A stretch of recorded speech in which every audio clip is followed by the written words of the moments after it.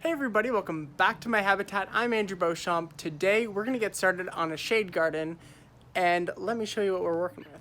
Okay, so this is the area that I'll be doing the shade garden in. This is just a classic larger lily variety.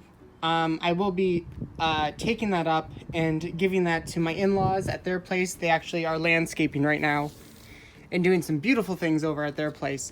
So this should have a lovely home there. So I think what I'm gonna do first is actually dig out this lily, pot it up, get it kind of all nice and settled, and then I'm gonna actually dig out the bed here.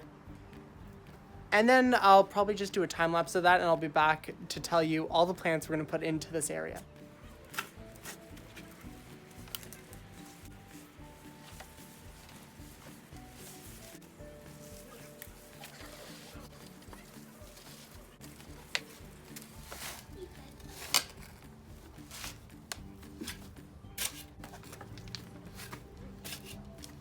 Okay, here are the selection of plants that I have.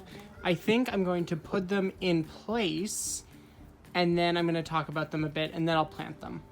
Okay, so here they are all lined up. Now you guys can see it's only about a foot of a garden bed. It's not very deep. But starting off over here, I have an Octea pink spike. Now that can get up to 4 feet tall, so that should meet about there once it shoots up its flower spikes. And then right beside the Octea, I have this Hosta, beautiful variegation on the leaves. But that is not the main feature of this plant. It is the red stems. I don't know if you guys can see that perfectly on the camera. I'll try to get a better angle. There it is. Isn't that gorgeous? So cool. And this one kind of comes up a little bit into the leaf. I thought this would be a fun plant just to allow it to fill in right here. And then I have a very beautiful Coleus. This is Main Street, Well Street. It is a very beautiful, beautiful Coleus. And then I have 3 of the same heucheras, or coral bells. These, I believe, shoot up white, sort of pinkish flower spikes in midsummer. Then of course I have a Begonia, just a classic pink variety. And behind that, just to really brighten up everything here, I have this really adorable Coleus. Little leaves. I thought this would just brighten up the area, especially next to the dark heucheras. I think they just pop. And then I repeated the same planting over there. So those are the plants I'll be putting here. Let's get them in the ground.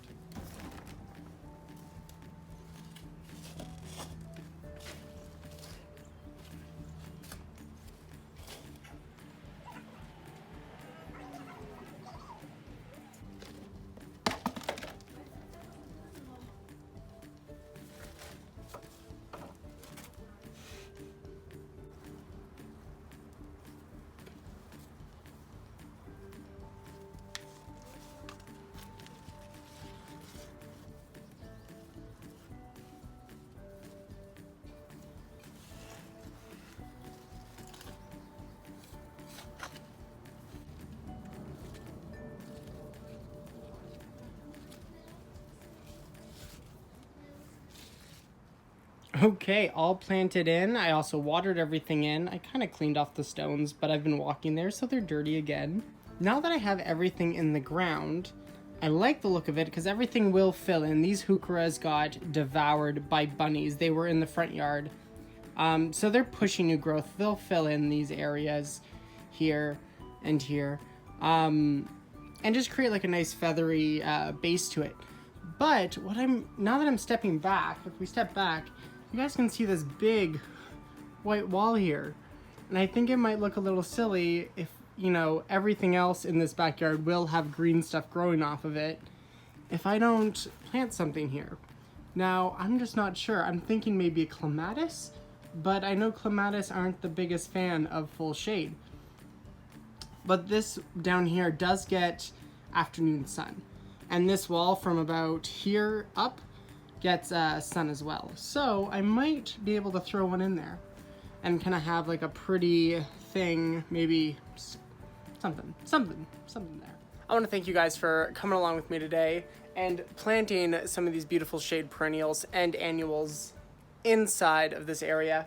I'm also really curious, what are you guys planting? Show me some of your shady areas in your garden and what you guys did with it. And if you guys know of a shade-loving vine that works in a Zone 5 B, let me know, because I would love something kind of right here off of this wall. But that is not for today. Till next time, guys, stay planting.